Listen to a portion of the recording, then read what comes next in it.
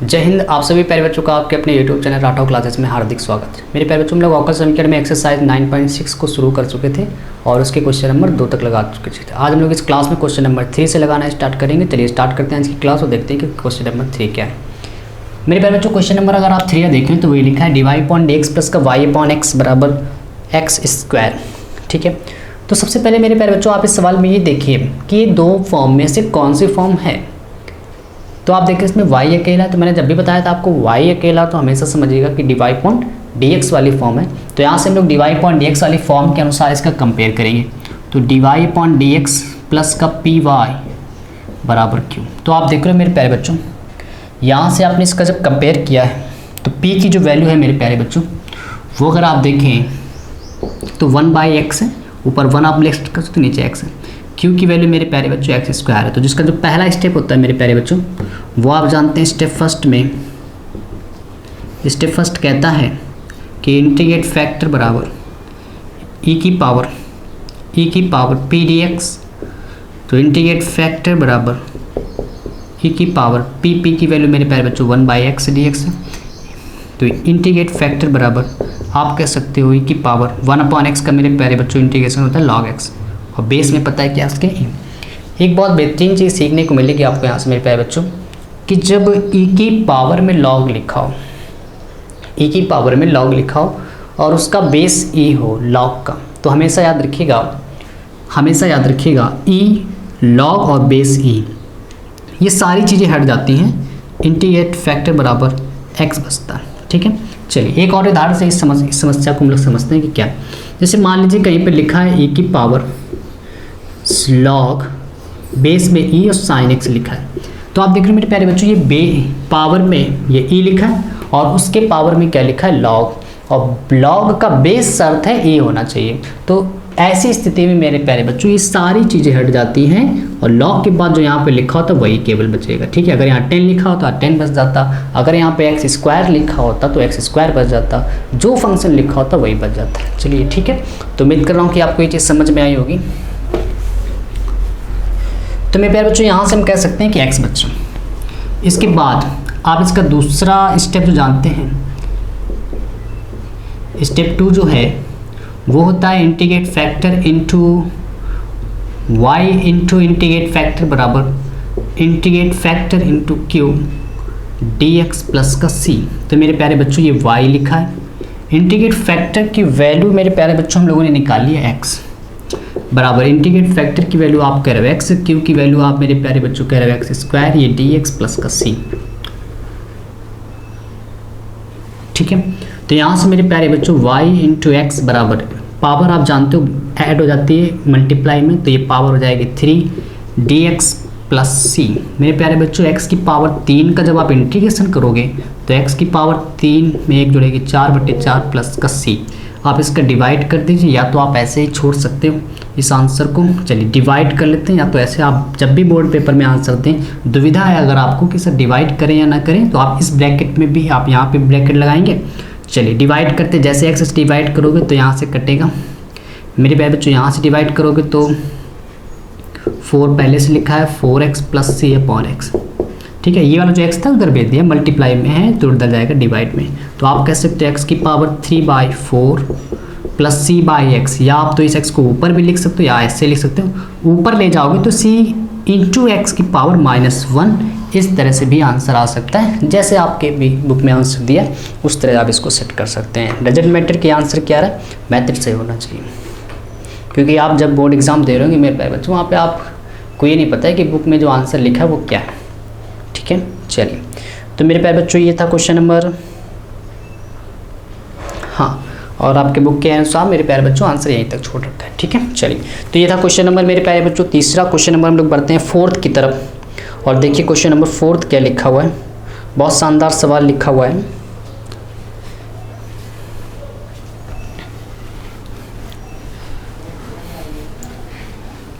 और जो भी मेरे प्यारे बच्चों जो कमज़ोर विद्यार्थी हैं या होशियार विद्यार्थी, होशियार और कमज़ोर देखिए कोई नहीं होता है, जो जितना पढ़ेगा उसी हिसाब से उसकी स्थिति तय हो जाती है कि थोड़ा सा होशियार है, जो कम पढ़ते हैं वो थोड़ा सा वीक रहते हैं। ठीक, तो ऐसी स्थिति में जो बच्चे कम पढ़ते हैं आपसे मैं कह रहा हूँ कि आप इस चीज़ को जो देख के सीख रहे हैं आप उसको घर पे ट्राई कीजिए, रफ कॉपी में आप पहले सवाल को नोट कीजिए, उसको फिर से अपने मन से लगाइए जहाँ पर आप अटके हैं। इसके बाद जो स्क्रीनशॉट आप ले रहे हैं उससे आप देखिए कि मैंने कहाँ गलती। अगर स्क्रीनशॉट से नहीं समझ में आ रहा है कि ये चीज़ कैसे आ गई, आप वीडियो को फिर से देखिए, यकीनन आपको वो चीज़ समझ में आएगी। जितनी ज़्यादा आप प्रैक्टिस करेंगे उतना ही ज़्यादा आपको आएगा। चलिए मेरे प्यारे बच्चों, क्वेश्चन नंबर 4 की तरफ बढ़ते हैं हम लोग। और क्वेश्चन नंबर 4 देखिए क्या लिखा हुआ है, dy by D x plus का sec x bracket close y बराबर मेरे प्यारे बच्चों 10x लिखा हुआ है। एक बार क्वेश्चन चेक कर लीजिए, dy upon D x plus sec x into Y बराबर 10x। ठीक है, ब्रैकेट के अंदर काफ़ी चीज़ें दी हैं कि x ग्रेटर देन है 0 और लेस देन है π/2, आपसे उसका कोई लेना देना नहीं। चलिए तो मेरे प्यारे बच्चों आप देख लो y अकेला है क्योंकि x अकेला नहीं, क्योंकि x एक बार यहाँ आ चुका है, यहाँ पर आ चुका है, तो x 2 बार आ नहीं सकता। जब x अकेला हो तो वो वाली फॉर्म y अकेला है, तो आप कह सकते हो कि dy upon D x plus का py। जब y अकेला होते तो ये वाली फॉर्म है। फॉर्म के अनुसार मेरे प्यारे बच्चों अगर आप देखो तुलना करने पर तो p की वैल्यू क्या लिखी है sec x, p की जगह क्या लिखा है sec x, q की जगह मेरे प्यारे बच्चों लिखा हुआ है 10x। यहाँ से आप जानते हो इसका स्टेप फर्स्ट जो होता है वो है इंटीग्रेट फैक्टर बराबर e की पावर p dx। आप कह सकते हो कि इंटीग्रेट फैक्टर बराबर e की पावर p की वैल्यू मेरे प्यारे बच्चों sec x है। यहाँ से आप कह सकते हो कि इंटीग्रेट फैक्टर बराबर e की sec x का मेरे प्यारे बच्चों इंटीग्रेशन जो होता है, समाकलन जो होता है वो log sec x plus 10x होता है। ठीक है, और आपको अभी मैंने बताया था अगर e की पावर में लिखा log बेस e है तो सब हट जाता है, तो इंटीग्रेट फैक्टर बराबर आप कह सकते हो कि sec x प्लस 10x। अभी आपको मैंने पिछले सवाल में सिखाया। तो मेरे प्यारे बच्चों इसके बाद आप जानते हो स्टेप 2 में, स्टेप 2 जो कहता है वो है y इंटू इंटीग्रेट फैक्टर बराबर integrate factor into q d x plus c. तो y इंटू इंटीग्रेट फैक्टर की वैल्यू आप मेरे प्यारे बच्चों देख रहे हो sec x plus 10x, sec x plus 10x बराबर इंटीग्रेट फैक्टर की वैल्यू आप कह रहे हो sec x प्लस 10x और q की वैल्यू मेरे प्यारे बच्चों 10x। अब यहाँ से आपको इसका इंटीग्रेशन आना चाहिए, कोई दिक्कत नहीं अगर आपको नहीं आता, मैं सिखा रहा हूँ। देखिए कैसे। सबसे पहले तो y into integrate y into sec x plus 10x ऐसे लिख देंगे आप। अलग अलग करते हैं समाकलन। यहाँ से 10x का मल्टीप्लाई मेरे प्यारे बच्चों जब sec x से करोगे तो आएगा sec x into 10x dx plus इसका मल्टीप्लाई इससे करोगे तो आएगा 10 स्क्वायर x dx। मेरे प्यारे बच्चों इस चीज़ का तो इंटीग्रेशन होता है sec x इंटू 10x का इंटीग्रेशन होता है sec x, लेकिन क्या आपको ये फार्मूला कभी पढ़ा है कि 10 स्क्वायर x का इंटीग्रेशन होता है? बिल्कुल नहीं पढ़ा है। sec स्क्वायर x का इंटीग्रेशन होता है 10x, लेकिन 10 स्क्वायर x का इंटीग्रेशन नहीं होता। तो आप जिसका इंटीग्रेशन नहीं होता उसको चेंज करने की कोशिश करते हैं। तो चलिए यहाँ से हम लोग क्या करेंगे मेरे प्यारे बच्चों, sec x plus 10x, sec x into 10x का मेरे प्यारे बच्चों जो इंटीग्रेशन होता है वो sec x, और इसका इंटीग्रेशन होता नहीं तो आप एक ने फार्मूला पढ़ा होगा high school first year interview वगैरह में कि 10 स्क्वायर थीटा बराबर होता है मेरे प्यारे बच्चों sec स्क्वायर थीटा माइनस 1। ये इसका इंटीग्रेशन, ये इसका फार्मूला है sec 10 स्क्वायर x का। तो यहाँ से आप कह सकते हो कि y into sec x plus 10x sec x मेरे प्यारे बच्चों sec स्क्वायर x का जो इंटीग्रेशन है वो होता है 10x, और 1 का जो इंटीग्रेशन होगा वो x। अलग अलग आप इंटीग्रेशन करिएगा, मैं डायरेक्ट कर रहा हूँ। sec स्क्वायर x का इंटीग्रेशन 10x, 1 का इंटीग्रेशन x, और ये है प्लस का c। ठीक है, तो फाइनली आंसर आप यहीं तक भी दे सकते हो या फिर आप और भी इसको सॉल्व कर सकते हैं। चलिए इसका स्क्रीनशॉट ले लीजिए, फिर हम लोग आगे बढ़ते हैं। ये था मेरे प्यारे बच्चों क्वेश्चन नंबर 4। ठीक है, एग्जैक्ट बिल्कुल ये आंसर दिया आपके बुक में। ठीक है, चलिए इसके बाद मेरे प्यारे बच्चों क्वेश्चन नंबर हम लोग बढ़ते हैं 5th की तरफ।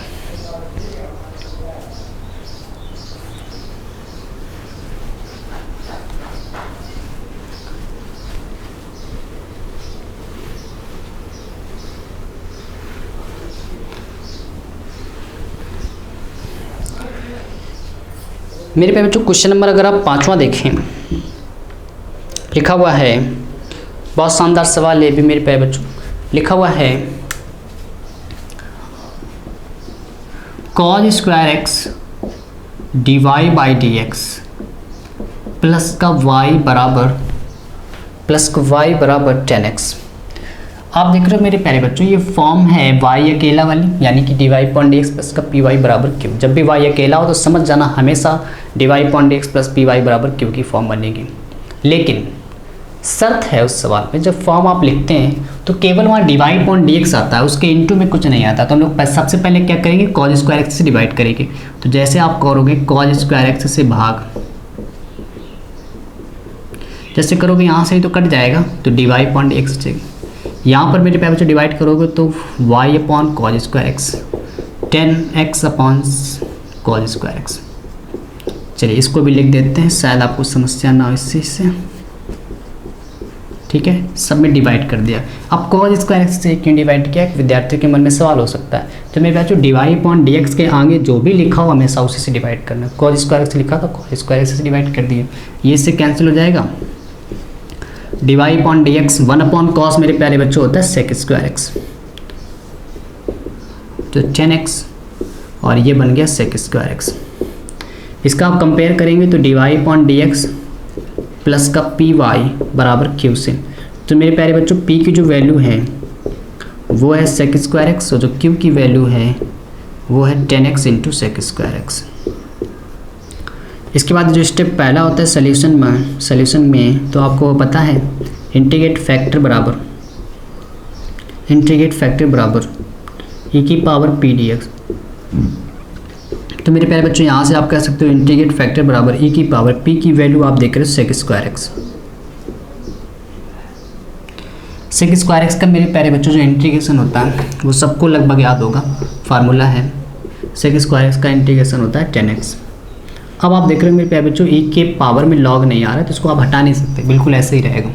ठीक है, इसके बाद आप जानते हो इसका जो स्टेप 2 होता है, जो स्टेप 2 है वो आपको पता है कि y इंटू इंटीग्रेट फैक्टर बराबर integrate factor into q dx plus का c। तो यहाँ से आप कह सकते हो मेरे प्यारे बच्चों y और इंटीग्रेट फैक्टर की वैल्यू e की पावर 10x, इंटीग्रेट फैक्टर की वैल्यू e की पावर 10x, q की वैल्यू आप कह रहे हो 10x into sec square x, 10x into sec square x D x plus c. अब यहाँ से आपको इसका इंटीग्रेशन कैसे सॉल्व करना है थोड़ा सा ये सोचना है। तो मेरे प्यारे बच्चों हम लोग क्या करेंगे, 10x को t मान लेंगे यहाँ से। तो जैसे आप 10x को t लेट करेंगे, 10x बराबर t, 10x का इंटीग्रेशन मेरे प्यारे बच्चों आप जानते हो sec square x D X D T. तो यहाँ से आप देखो तो y इंटू e की पावर 10x। अब आप कहोगे सर 10x की जगह t माना, तो यहाँ आप 10x की जगह t क्यों नहीं रख रहे, क्योंकि हम लोग इसका इंटीग्रेशन सॉल्व करें, तो आप वहीं पर रखिए इस चीज़ को, e की पावर t, 10x को क्या माना था t, और sec square x D X की जगह आप सीधे सीधे क्या पुट कर सकते हो dt प्लस सी।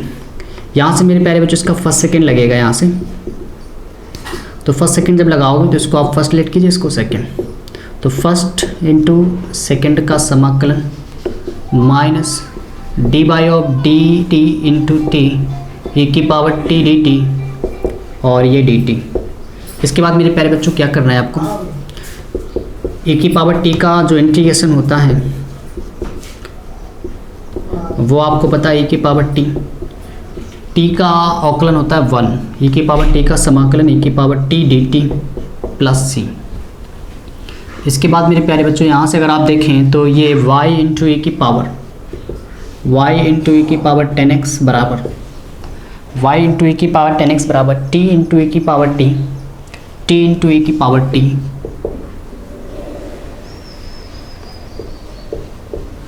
और यहाँ से आप कह सकते हो e की पावर t का जो इंटीग्रेशन है मेरे प्यारे बच्चों e की पावर t प्लस सी। आप देख रहे हो e की पावर t कॉमन है, तो e की पावर t और यहाँ से बचेगा t माइनस 1 प्लस सी। क्या आपको यहाँ तक दिख रहा है मेरे प्यारे बच्चों? ठीक है, इसके बाद आप क्या करोगे, t की जगह रखोगे 10x, t की जगह आप पुट कर दोगे 10x। तो यहाँ से आप देखो कि y इंटू e की पावर 10x, यहाँ से आप e की पावर 10x t की वैल्यू रख रहे हैं, t बराबर 10x और 10x माइनस 1 प्लस सी। आप डिवाइड करोगे e की पावर 10x से, क्योंकि ये इंटू में है, उधर जाएगा डिवाइड में, तो y बराबर e की पावर 10x और ब्रैकेट में लिखा हुआ है 10x माइनस 1 अपॉन e की पावर 10x। यहाँ पे डिवाइड करोगे तो c बाई ई की पावर 10x, ये मेरे प्यारे बच्चों से कैंसिल हो गया। तो फाइनल आंसर क्या आ गया यहाँ से,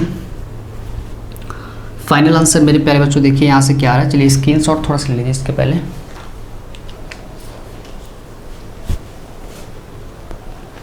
चलिए तो यहाँ से आप देख रहे हो मेरे प्यारे बच्चों, इसका आंसर फाइनली क्या आ रहा है, y बराबर 10x माइनस 1 प्लस सी अपॉन, अगर आप इसको ऊपर भेज दोगे तो पावर माइनस की हो जाएगी, या तो आप यहीं पे छोड़ सकते हो इसको। ठीक है, चलिए ये रहा इसका फाइनल आंसर क्वेश्चन नंबर 5 का।